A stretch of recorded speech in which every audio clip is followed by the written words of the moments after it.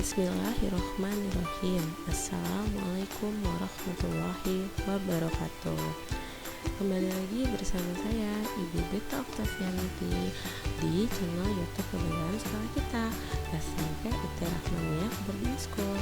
Pada kesempatan kali ini saya akan memberikan materi mengenai objek IPA dan pengamatannya di kelas 7.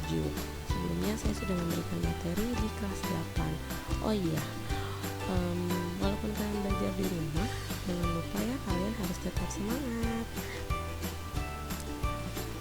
Langkah lebih baiknya sebelum kita memulai pembelajaran kita untuk ilmu kita supaya lebih berkah, kita sama-sama membaca Bismillahirrohmanirrohim. Jadi, adapun kompetensi dasarnya, kita akan menunjukkan perilaku ilmiah seperti rasa ingin tahu, objektif, jujur, teliti, dan lain-lain dalam aktivitas sehari-hari seperti itu. Lalu, untuk tujuan pembelajarannya, diharapkan peserta didik mampu untuk melakukan pengamatan atau percobaan secara jujur, lalu melakukan pengamatan percobaan secara teliti, dan mengenal bagian-bagian mikroskop. Bagaimana sih cara mempelajari lingkungan sekitar? Kalian pernah lihat tidak air terjun? Jadi air terjun itu kan airnya mengalir dari atas ke bawah nih. Nah, itu kenapa nggak dari bawah ke atas seperti itu kan ya? Jadi peneliti-peneliti zaman dulu kita meneliti, ternyata ada bantuan dari pengaruh dari gaya gravitasi. Jadi walaupun si air nanti, contohnya air mancur, kalau air mancur kan dia ke atas nih, dia nyemprot ke atas gitu. Nah, tapi air itu akan jatuh lagi, itu karena adanya gaya gravitasi bumi. Jadi kalau kita ingin meneliti sesuatu atau menghasilkan sesuatu, kita pasti akan melakukan suatu penelitian untuk memecahkan masalah tersebut gitu ya. Jadi sini kita lihat, yuk kita belajar terlebih dahulu ya. Oke, sini penyelidikan ilmiah. Saya mau ambil contoh seorang polisi. Jadi seorang polisi sedang menyelesaikan kasus nih, suatu kasus, pasti dia akan melakukan penyelidikan terlebih dahulu dong. Nah, sama halnya sebagai seorang peneliti.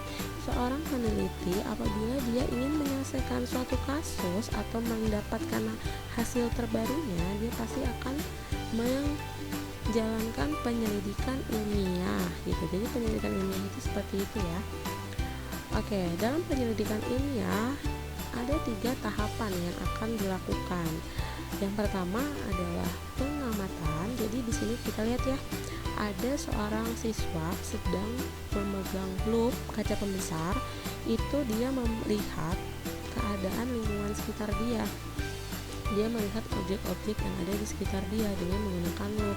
Jadi apa saja kegiatan yang ada di pengamatan itu? Kegiatan pengamatan dilakukan untuk mengumpulkan data dan informasi. Jadi, kita mengumpulkan data dan informasi dari apa yang kita lihat. Kita dapat menggunakan alat indera kita dalam proses pengamatan. Contoh, kita menggunakan mata saat kita melihat, lalu lidah untuk kita merasakan, dan kulit untuk kita meraba. Yang kedua, ada membuat inferensi. Apa sih inferensi itu, Bu? Gitu kan. Jadi di sini nih ada anak sedang melakukan pemikiran. Ada si pohon-pohon ini ada apa saja keterkaitannya dengan objek yang lain. Jadi inferensi adalah menjelaskan pola atau hubungan antar aspek yang diamati serta membuat prediksi. Jadi kita membuat hubungannya nih antara aspek satu dengan aspek lain di objek tersebut. Apa hubungannya? Contoh, antara tumbuhan dengan air, hubungannya apa? Kayak gitu, ada nggak sih, dan bagaimana hubungannya, seperti itu. Lalu yang ketiga ada mengkomunikasikan. Namanya mengkomunikasikan berarti kita menyampaikan, seperti itu. Nah, ada 2 orang siswa sedang berdiskusi gitu. Nah, mengkomunikasikan itu nantinya kita akan mengkomunikasikan hasil penyelidikan yang telah kita lakukan ya. Nah, baik lisan maupun tulisan. Kalau dalam lisan kita contohnya mempresentasikan di depan kelas gitu. Jadi nanti ibu akan meminta kalian mempresentasikan di depan kelas dari hasil pengamatan kalian seperti itu. Kemudian sama tulisan. Nah, melalui tulisan itu dia bisa berupa grafik, diagram ya. Lalu dalam menjadi seorang peneliti, kita harus memiliki sikap-sikap yang dimiliki oleh seorang peneliti. Nah, sikap yang harus dimiliki oleh seorang peneliti itu apa saja? Ada banyak sebenarnya. Jadi ya, ada banyak, nggak hanya 4 saja. Tapi di sini ibu akan membahas 4 saja. Sebenarnya ada banyak ya. Yang pertama ada teliti. Jadi kita harus sebagai seorang peneliti ini kita diharapkan teliti. Namanya peneliti gitu ya, masa kita nggak teliti gitu. Jadi kita harus teliti, nggak boleh teledor ya. Jadi teliti. Kalau teledor kan mungkin ada yang kelupaan atau gimana, jadi kita harus teliti. Lalu ada sabar nih, kita harus sabar, nggak boleh gerusak-gerusuk ketika kita mengamati. Jadi kita mengamati sesuatu itu harus sabar. Ingat, Thomas Alva Edison aja dia sebagai seorang peneliti, dia menghasilkan sesuatu itu tidak hanya dalam satu kali Kak, dia berkali-kali mengulangnya seperti itu. Jadi kalau kalian sedang mengamati sesuatu, jangan hanya sekali tapi berkali-kali seperti itu. Yang ketiga ada rasa ingin tahu yang tinggi. Jadi seorang peneliti itu pasti punya rasa ingin tahu yang tinggi. Yang keempat, kita harus objektif, tidak boleh subjektif. Apa sih objektif itu? Objektif itu merupakan kita harus melaporkan sesuai dengan yang objek kita lihat, tidak boleh dibuat-buat. Kalau subjektif kan jadi menurut kita, tapi kalau objektif itu menurut objek yang kita amati seperti itu. Jadi ada teliti, sabar, rasa ingin tahu, dan objektif. Masih banyak ya, cuman ibu bahas 4 tadi contohnya.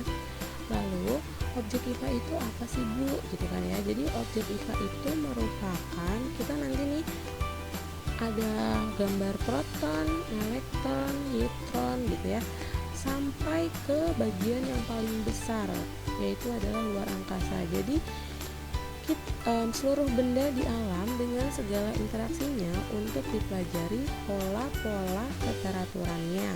Dari yang benda paling kecil tidak bisa dilihat dengan secara kasat mata, sampai kita yang benda paling besar atau sangat besar, yaitu adalah luar angkasa. Itu nanti disebut dengan objek IPA. Apa saja Bu objek IPA itu, atau apa saja komponen IPA itu? IPA itu kan ilmu pengetahuan alam. Alam kita luas, dari yang bendanya paling kecil sampai yang paling besar, itu diamati di objek IPA. Nah, di sini ada komponen-komponen IPA. Yang pertama fisika. Situ dia mempelajari suatu gerak lurus kayak gitu ya. Yang kedua ada kimia, nanti belajar tentang senyawa-senyawa, unsur-unsur kayak gitu. Nah, kalau biologi dia mempelajari tentang makhluk hidup, entah itu hewan, tumbuhan, ataupun manusia sekalipun. Lalu ada ilmu bumi dan antariksa. Nanti kita belajar planet-planet ya, asteroid, meteoroid, dan lain-lainnya. Intinya benda luar angkasa gitu ya. Jadi komponen IPA ada 4, ada fisika, kimia, biologi, dan ilmu bumi serta antariksa. Kemudian yang selanjutnya, ini gambar apa? Ada yang tahu tidak? Oke, benar. Ini adalah gambar mikroskop. Tapi kalian tahu tidak fungsi dari mikroskop ini apa? Fungsi dari mikroskop adalah untuk kita melihat benda-benda kecil yang tidak bisa diamati secara kasat mata. Nah, di sini mikroskop yang digunakan adalah mikroskop monokuler.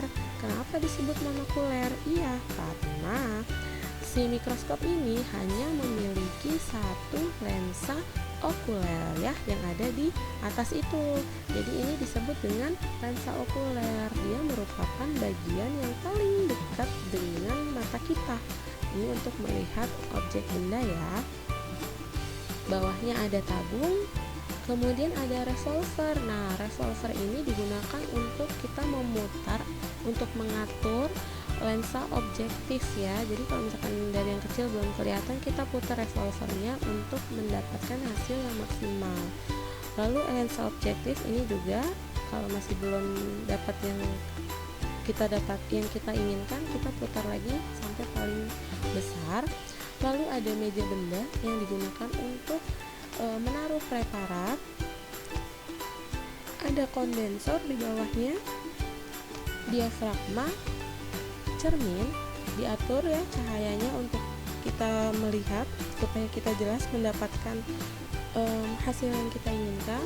Lalu ada kaki. Nah, nanti saat kita memegang mikroskop, tangan kanan kita memegang pegangan, tangan kiri kita memegang kaki. Tidak boleh asal-asalan dalam memegang mikroskop. Jadi saat kita memindahkan mikroskop dari tempat satu ke tempat lainnya, itu ada cara-cara tertentu, yaitu tadi tangan kanan memegang pegangan, tangan kiri memegang bagian kaki. Diingat-ingat ya, atasnya ada sendi inklinasi, lalu ada pegangan sedia atau disebut juga penjepit. Jadi digunakan untuk menjepit preparat kita kayak gitu. Kemudian ada pegangan, tadi digunakan dipegang dengan tangan apa? Ya betul, tangan kanan. Lalu di atasnya ada sekrup pengarah kasar. Jadi gini, sekrup pengarah kasar itu digunakan untuk menaikkan meja benda. Kalau misalkan meja bendanya dirasa masih jauh gitu ya, dinaikkan, tapi dia dinaikannya secara pelan-pelan, jadi tidak langsung ujuk-ujuk naik gitu ya, jadi pelan-pelan sedikit demi sedikit. Nah kayak gitu. Di atasnya ada sekrup pengarah kasar ya. Tadi sekrup pengarah halus ya yang dikit-dikit, kalau yang ini sekrup pengarah kasar. Maaf itu typo, salah ketik ya. Jadi sekrup pengarah kasar itu nanti digunakan untuk menaikkan meja benda secara cepat gitu ya, jadi nanti langsung naik kayak gitu. Jadi ada bagian-bagian itu, ada lensa okuler, tabung, revolver, lensa objektif, meja benda, kondensor, diafragma, cermin, kaki, sendi inklinasi, pegangan sedia atau penjepit, lalu ada pegangan, sekrup pengarah halus, dan sekrup pengarah kasar. Ada yang ingin ditanyakan? Nanti boleh ditaruh di kolom komentar ya kalau ada yang ingin bertanya. Oke, wah sudah selesai. Untuk mengakhiri, oh ya maaf sebelumnya, ibu mohon maaf apabila ada kesalahan dalam penyampaian materi. Kita akhiri pembelajaran kita hari ini sama-sama mengucapkan alhamdulillah, alhamdulillah ya rabbil alamin. Assalamualaikum warahmatullahi wabarakatuh.